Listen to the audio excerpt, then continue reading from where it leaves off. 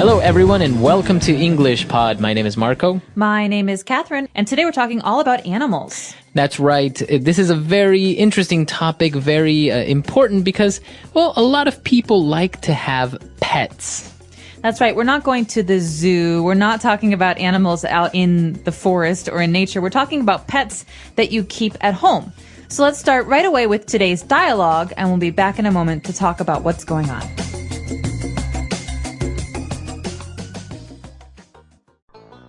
We have been over this 100 times. We are not getting a pet. Why not? Come on. Just a cute little puppy or a kitty. Who's gonna look after a dog or a cat? I will. I'll feed it, bathe it, and walk it every day. We can get a Labrador or a German Shepard. What if we want to take a vacation? Who will we leave it with? Plus, our apartment is too small for that breed of dog. Okay. How about we get a cat? Or a ferret? We're planning on having children soon. I don't think those animals are a good idea with a baby in the house. Fine.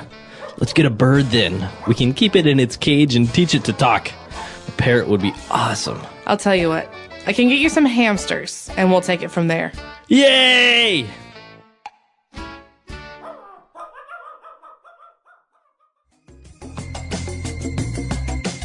All right, we're back. So obviously, having a pet at home is a very big responsibility.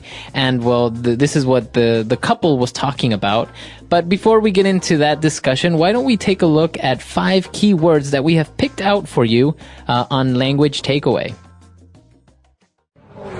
Language takeaway. So first off, the couple is talking about whether they should get a dog or a cat or a puppy or a kitty. And when they start talking about dogs, they talk about what kinds of dogs or the breed of the dogs. Let's look at this word. That's right. They were talking about a German Shepherd or a Labrador. And as you said, this is the breed, or maybe you can say a kind of dog. That's right. So breed is the technical word to describe the kind of dog that something is. So like you said, these are 2 examples. There are many, many, many breeds that we can talk about, but we'll just leave it at this for now. But we talked about some other kinds of animals today. But we heard about some other kinds of animals today. Not dogs, not cats, maybe smaller animals. That's right. One of the animals that the person mentioned was a ferret. Ooh, a ferret. So this is a very small, kind of long animal. That's right. You may have seen it pets before. They kind of look like, I don't know, they have the face of a rat maybe, but they're very long. And they're thin. They're very thin. They're not like a rat because maybe their body shape is very, very different. But they're also kind of small and they like to eat those little insects and things, right? I don't know if they have long tails like rats do. I think they have furry tails. Their tails are different, yeah. So that's a ferret, but we also heard about a special kind of bird. That's right. We talked about a parrot. So, as you know, there are many different kinds of birds. You can see birds out your window all the time, but birds that come from tropical places, usually very, very colorful birds, are called parrots. That's right. So, a parrot usually can talk or imitate what you say or sounds, right? That's right. They're actually very famous in the bird world for having a good ability to reproduce or to mimic the sounds that you make. So if I say hello, my parrot says hello. Yeah, exactly. It's really strange. They're very, very intelligent animals. So that's a parrot. And our last animal is a very small animal, very popular also to have as a pet. We talked about a hamster. A hamster. So this is a little bit like a mouse. They're furry, they're small, they're round, and they live in glass cages or fish tanks usually. Yeah, they're very small. They don't really do much. They're just little furry creatures, and they, I don't know, they just eat all day. Sometimes they get them those little wheels that they can get inside and run around all day. That's right. Or when I was a child and we had a hamster, we had a special plastic ball, and you put the hamster in the ball, and he would go around the house. Yeah, exactly. It's very fun. All right, so we took a look at the pets that you can buy, domestic animals, but taking a look at something very specific, when they were describing the responsibilities of having maybe a dog or a cat, they said they have to feed it, bathe it, walk it. So obviously we know that feed it is to give it food, but what about bathe it? Okay, so you might know the word bath. Okay. That's a thing. It's a noun. Bathe is a verb, to bathe. And so I can bathe myself. That means I take a shower, I clean my body, or I can bathe something else, like an animal. So bathing a dog means basically washing a dog. Right. So it sounds very fancy or formal if you say, I'm going to go take a shower, or you say, I'm going to go bathe. Yeah. We don't really say that as much, but we often say bathe when we're talking about cleaning other things. Not a table, but cleaning people or animals. Right. So you can say, did you bathe the baby? Or did you bathe the dog? Okay. So, and also remember that even though the dog may be female or male, we don't give it gender, right? We describe it as it. That's right. Animals are almost always considered it in English, although some people who really love their animals call it he or she. Right, right. So it's kind of your decision. It's not really incorrect if you say, oh, my dog, she's so beautiful if it's a female. But, technically you should say, my dog, it's very beautiful. Yeah. Okay, so we've taken a look at a lot of words there. Why don't we go back, listen to the dialogue, and we'll be back in a bit. We have been over this 100 times. We are not getting a pet. Why not? Come on. Just a cute little puppy or a kitty. Who's gonna look after a dog or a cat? I will. I'll feed it, bathe it, and walk it every day.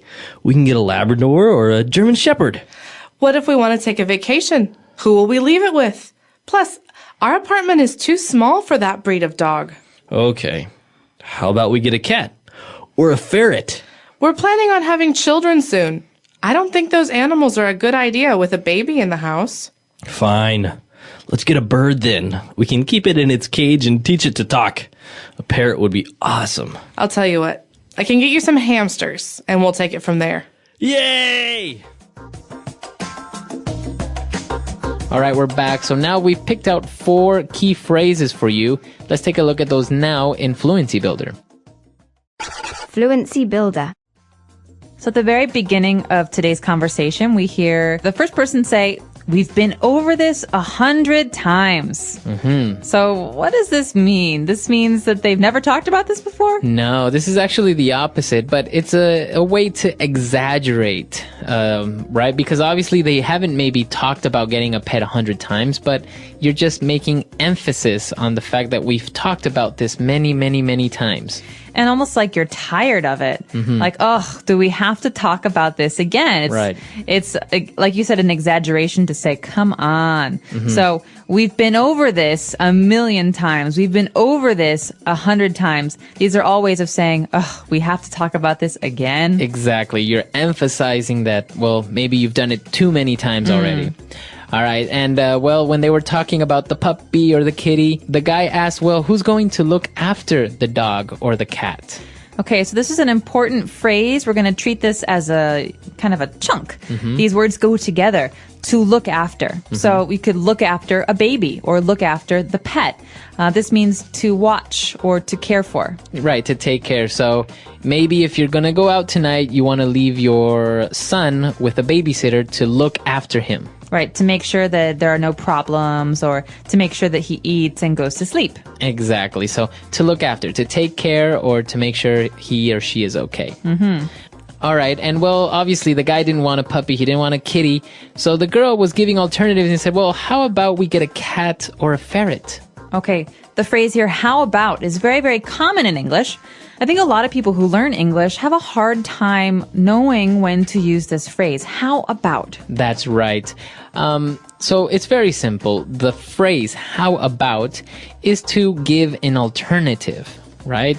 Okay, or a suggestion. So, for example, you and I are talking about where to eat lunch, I don't know, and you give a suggestion, you say, how about pizza? And I say, I don't know, how about McDonald's?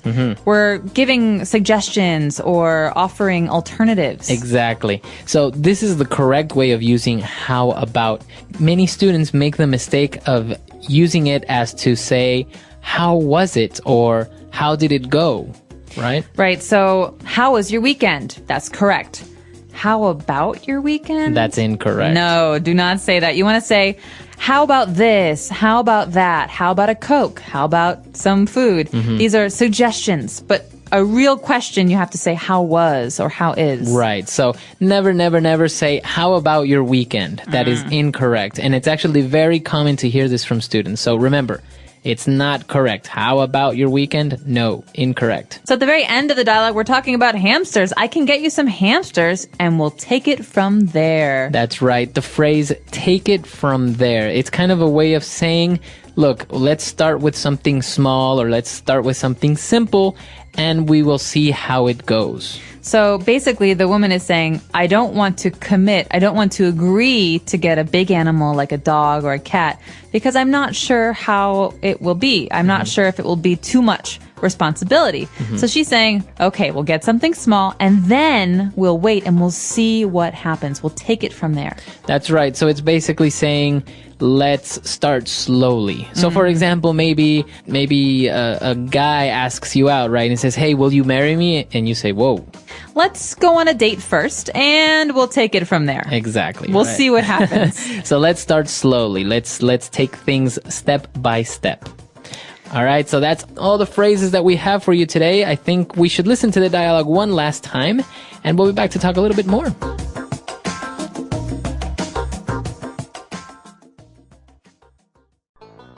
We have been over this 100 times. We are not getting a pet.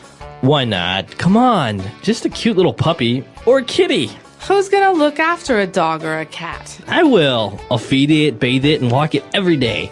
We can get a Labrador or a German Shepard. What if we want to take a vacation? Who will we leave it with? Plus, our apartment is too small for that breed of dog. Okay. How about we get a cat? Or a ferret? We're planning on having children soon. I don't think those animals are a good idea with a baby in the house. Fine. Let's get a bird then. We can keep it in its cage and teach it to talk. A parrot would be awesome. I'll tell you what. I can get you some hamsters, and we'll take it from there. Yay!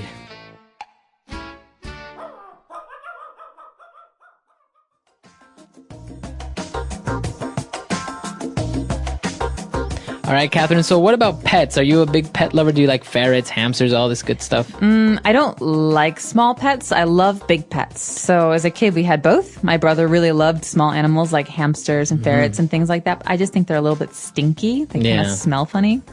So ever since, I've always really liked big animals like dogs. So you are a dog person. I am a dog person. This is something interesting that we describe in English. People say, I am a dog person, I am a cat person. It's almost like it says something about your personality. Exactly. So if you're a dog person, it means that you prefer dogs or you like dogs. If you're a cat person, you prefer cats. And a lot of people really like dogs, but don't really like cats. Or they love cats and they can't stand dogs. Right. I think it even gets to the point where I've heard that maybe on dates, people will ask, so are you a dog person or a cat person? I know that's how I pick dates. Really? What about you? Are you a dog person or a cat person? I'm definitely a dog person. I think, Good answer. yeah. I think cats are, they're nice and they're cuddly and I think they're very good indoor pets and a little bit more fun than maybe a hamster. But I think dogs have more life and are more energetic. I think cats are very lazy. And I think sometimes cats like to play mind games. Like they're so smart that they can control you. That makes me uncomfortable. All right. So, there are a lot of other pets out there. Some people have tarantulas. Some people have iguanas. Other people have fish. Or horses. Horses, if you have enough space, right? So we want to know, what kind of pets do you have or did you have as a kid? That's right. Let us know. Our website is EnglishPod.com. We hope to see you there. All right. Bye. Bye.